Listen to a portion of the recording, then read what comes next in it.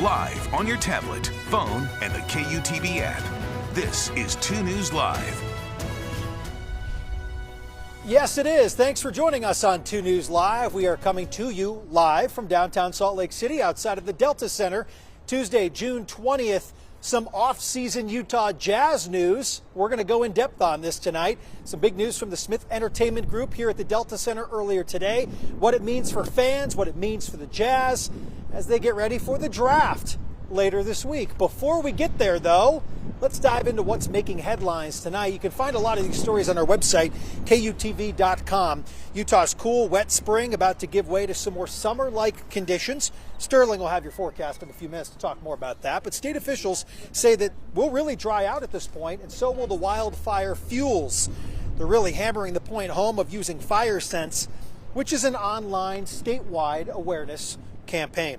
Also making headlines tonight, the Utah Republican Party getting ready for the first of 2 debates before the special election to replace Congressman Chris Stewart. By the way, Chris Stewart joins us live tomorrow from D.C. on 2 News Live. The first election, though, happening tonight, Woods Cross High School in less than 30 minutes. Also making headlines, new shops and restaurants coming to the Salt Lake International Airport. This is now phase 3 of the airport expansion, expected to open in October of next year. Finally, leaders in Salt Lake City kicking off the 14th annual Clear the Air Challenge. The challenge is a month-long competition designed to encourage Utahns to reduce vehicle emissions. This includes carpooling, using public transportation, walking, or biking. Now, we must go in depth tonight, so if you'd like to weigh in, please do so. You can use the hashtag 2NewsLive to join the conversation. You can find us on all the socials, Facebook, Twitter, Instagram, you name it. We are everywhere. Well, it's time to go in depth tonight on the big news announced by the Utah Jazz, specifically their owner, Ryan Smith, earlier today. Let's bring in Dave Fox. Dave, you were there talking to Ryan earlier today. This is a very big announcement because it's about something that dates back, I don't know, more than a decade now and really brings the Jazz back home, if you will. How old were you in 1993? Were you even born? I was born. You weren't even born. I was born. How old were you, like 2? I was 2. You were 2.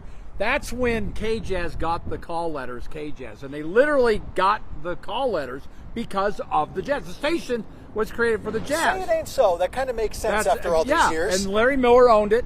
And then as years went by and they moved on to AT&T Sportsnet, they didn't really have a need for the TV station, so we bought it.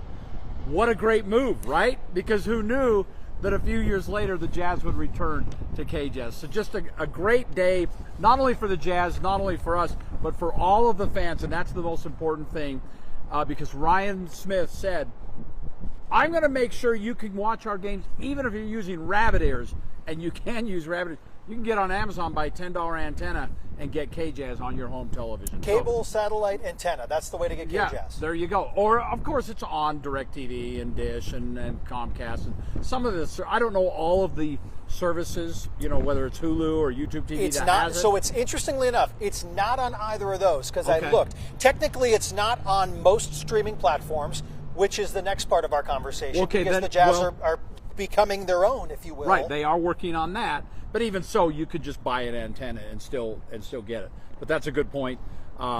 They will. In fact, today Smith said this is going to be set up to where you can go to our website and see every possible way to watch a game. You can click on here if you're streaming here, if you're on your iPad, if you're on your phone, or if you're just sitting in front of your television with your family. He's going to make sure everybody has an opportunity to watch the game. And by the way, this is groundbreaking because no other team in the NBA does this. No other team in the NBA has a free television station. The only other team in hockey that does it is the Golden Knights in Las Vegas. They just struck a new deal to do that. And they won the Stanley Cup. No and they correlation. Won the Stanley Cup. No NFL team. Nobody does this other than the Jazz right now, and this is a great move for them. Well, it is the state of tech innovation, too, so of course it makes sense for Ryan and his tech background to make something like this happen. Exactly. So, you know, today's announcement, you spoke with Ryan. We'll get to that in just a moment, but for what he mentioned in a press briefing earlier today, it's really about growing the Jazz brand. Take a listen.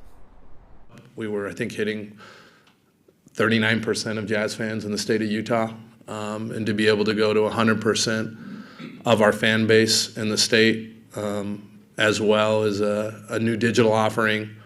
And then an exciting part is going outside of our state and hitting a whole new audience that we have fans in, and we have a chance to grow the brand there. So this is more about getting people the access to the Jazz. The number is really interesting. When you look at what AT&T Sportsnet was about 39%. Now, in theory, everybody should and can get access to the Jazz. You go from 30 to 40% to 100%. In fact, I love the comment he made in the press conference when he said, if you can't find the Jazz now, it's on you, because it's everywhere. No real information on the subscription service yet, other than the fact that it will have games, it will have some exclusive content. We'll get to that in a moment. But really, this is about the fans. You mentioned that. Yeah. Well, and you talk about the subscription services. Let's be honest, we're more excited about the KJZZ. So just figure out a way to get KJZZ. There you go, problem solved. But yes, and another interesting point he made is that we want to stretch into Idaho, into Wyoming, because there are cities in those states that are actually closer to this arena than St. George and southern Utah. And there's a big Jazz fan base. And he says he's gotten calls and emails and texts from those areas saying, when can we get the Jazz up here? And now you'll be able to do that. Well, the big message is for the fans. Here's Ryan Smith on that earlier today. I think it's pretty simple. Like, we don't need to talk about access to games anymore. It's there. There. That's it. 2 words. What was your big takeaway from your conversation with Ryan today?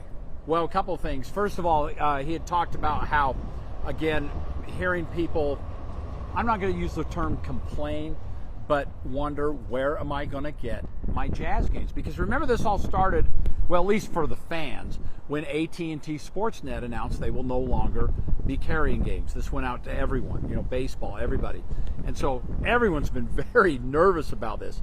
So the one big takeaway is that he wanted to make sure the fans were taken care of. And I mentioned to you before with the comment where he said that even if you have rabbit ears, you're going to be able to get it.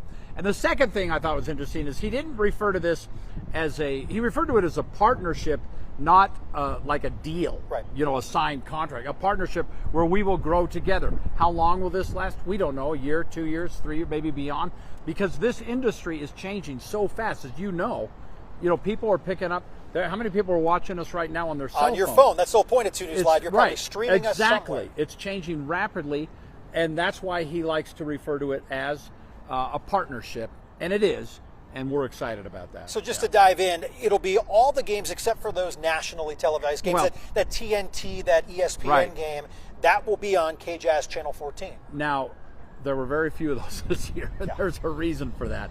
And it may be a couple years because the Jazz are still rebuilding. And you know how the networks are. They put the best teams on there. But this team will get there eventually. Another thing he said, by the way, we'll be playing some of this tonight on Talking Sports. I had to stray off of the television thing a little bit and talk to him about this week's draft. And he has very high hopes for the draft. And the last thing he said is, we want to win a championship. And that's what we're working towards. So when that happens, yes, more games will be on national TV. In the meantime, you're going to get them all. You'll get the first round of the playoffs on KJZZ. And for you real hardcore fans, the Jazz Summer League, which, by the way, starts a couple weeks after the draft, the week of July 4th, you'll see those games that are played in here also on KJZZ. Well, that's fast. Yeah, so that's things will a couple turn of around weeks. really quick. Yes. We've actually broadcasted the Summer League games for a couple of years on KJZZ, so that will continue. Just really an exciting day all the way around. It's a conversation about coming home since 2009. That was the last time things were yeah. going. This building wasn't the Delta Center at that point, although many have always called it that. Energy Solutions Arena at that point. Yeah, and went what? Delta Center, Energy Solutions, Vivint Smart Home, then dropped the Smart Home, and then back to Delta Center. It took me years to stop calling it the Delta Center, and now I've got to get used to not calling it relearn Vivint. that, Dave. But a lot of people appreciate the Delta Center returning back. So and some of the uniforms from the 90s that he brought back, the throwback uniforms. So there's a lot of nostalgia involved. He did mention to me there are a few things that we need to get rid of, and he says, and I've taken care of that. But the important things like KJZZ, Delta Center, and some of these uniforms, they're all coming back. Dave's conversation with Ryan Smith on our YouTube channel right now. It's on KUTV.com. But also tonight, after our 10 p.m. newscast on 2 News in Talkin' Jazz tonight at 10:35. Talkin' Jazz, a special edition of Talkin' Jazz. Yes, Spence Checketts will be my host. We'll also talk about the draft because that is coming up in 2 days. Well, somebody that was on your Talking Sports program recently was Andy Larson. Here's Andy's question to Ryan Smith about subscription services and what the streaming service will do in the fall months of 2023. Take a listen.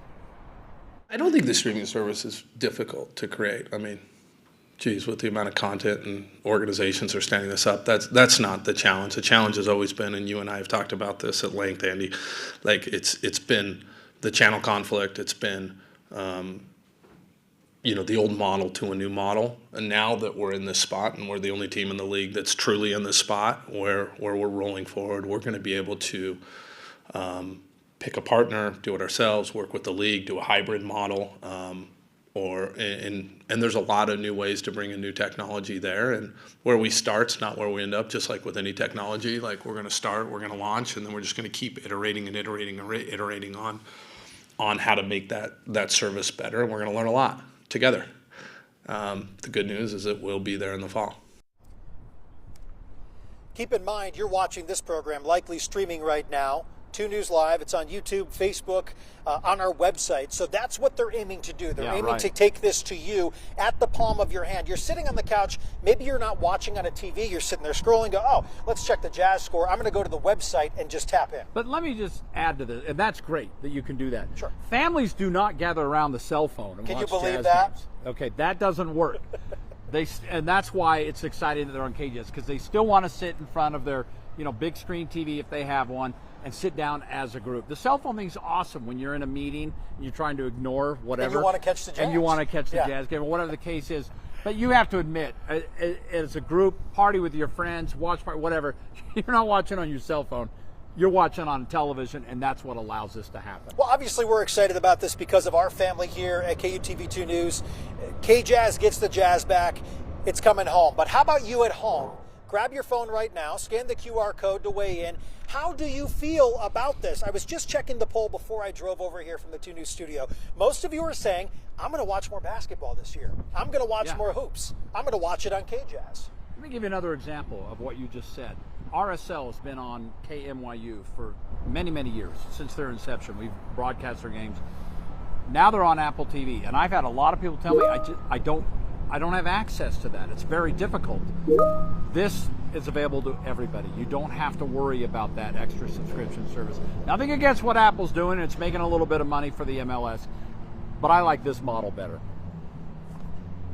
There he is. He says this is the way to go. Yeah, for now. Let's do it. So KJazz, that's how the Jazz are coming back. I didn't get obviously an opportunity to ask. I spoke with John Stockton recently. You and I were talking about that.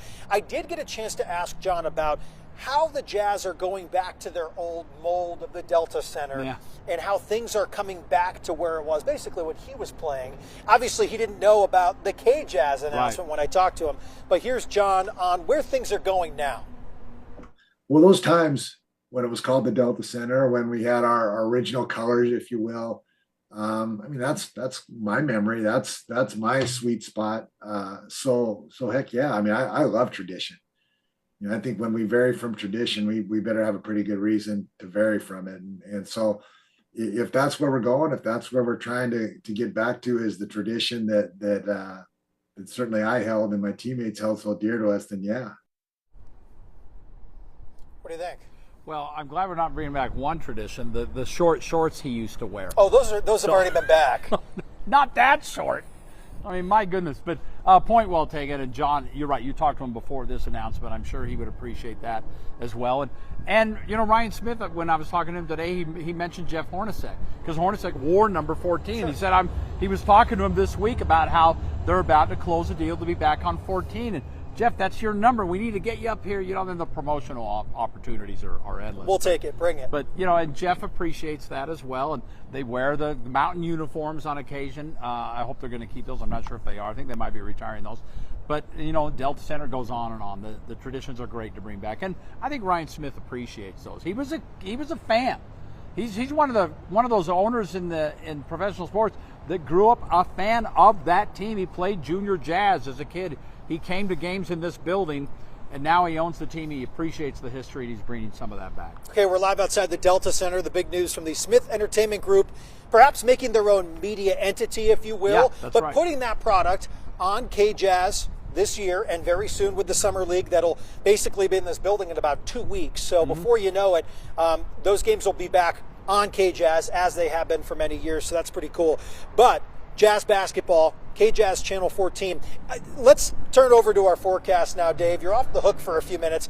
We've been blowing around in the wind here downtown Salt Lake City, Sterling, but at least it's nice right now where we haven't had those afternoon storms ripping through. Yeah, the temperatures are absolutely gorgeous out there today, and we've got those north winds at about 15 to 25 miles an hour. And but guess what? I mean, summer is coming. Let's take a look and show you what's going on, because it does look like the summer arrives tomorrow at 8:57 a.m. So you've got almost a full day of summer to start celebrating, and it does look like we've got temperatures around 77 on Wednesday, 83 on Thursday, 81 on Friday, so not even quite up to normal yet, but at least we're turning the corner now, heading into summer, and the temperatures will start to climb eventually. Let's check out some of the temperatures around the state right now. Across the state, we're seeing those temperatures around 70 degrees at Bryce Canyon. That's pretty nice. 90 degrees in St. George, 91 down in Page.